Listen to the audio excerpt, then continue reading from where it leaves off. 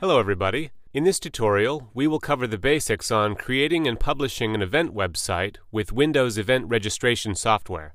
After you register at Whindo.com, you will receive an email containing a link to confirm your email address and grant you access to this Whindo event builder. Click on that link and you will be directed to this welcome screen. So let's go ahead and get started. The first step is, what is the event? I will be creating an event for a Shakespeare in the Park production. Now the event URL is the unique web address for your event website. Although yes, you can use up to 50 characters, keep in mind that a shorter URL will be easier for your guests to remember and to type in. You will want to check the availability to make sure that your name is not already being used. It's available, so I will continue. Next, you will want to select the time zone. My event will be held in Austin, Texas, so Central Standard Time is the correct setting. Let's say there will be 3 performances of the show over the weekend. The first performance is on April 13th. And I will select the time of the show to be from 7 p.m. to 9 p.m. So if the production is held over 3 consecutive nights, and I want to sell tickets to each performance, to do so, I need to check, yes, this event repeats. I want to repeat daily. Also, the show runs in consecutive days, so we will leave it at the default every 1 days. And then I'll enter April 15th as the date to repeat until. Of course, if your event has a single occurrence, you can simply skip this step.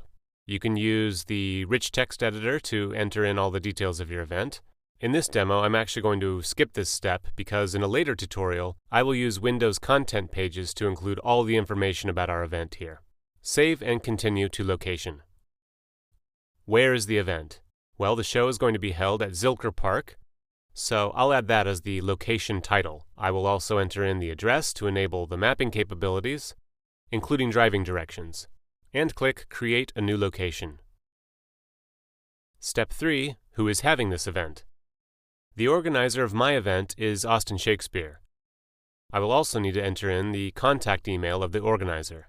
I'll drop in a description of Austin Shakespeare here, and click Create a New Organizer. And on to the last step. How much does it cost? Here you will create your first ticket type. You can add additional ticket types after your event has been published. Mine here will be for adults. In my case, I'll create one for children and for senior citizens later. I'll enter 500 for the quantity, and I'll charge the adults $12 per ticket. If your event is free, of course you don't have to enter in a price and no service fees apply. Because I am selling tickets to the show, I need to add my PayPal account email. This is the account where funds collected from the ticket sales will be deposited. Now there are some additional options you can apply to each ticket type as well. You can set the minimum and maximum number of tickets that can be purchased in a single order. You can define the time frame the ticket type is available to be purchased.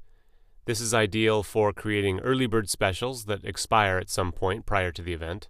You can also enter in ticket details or restrictions. I click Create a New Ticket. And that's it.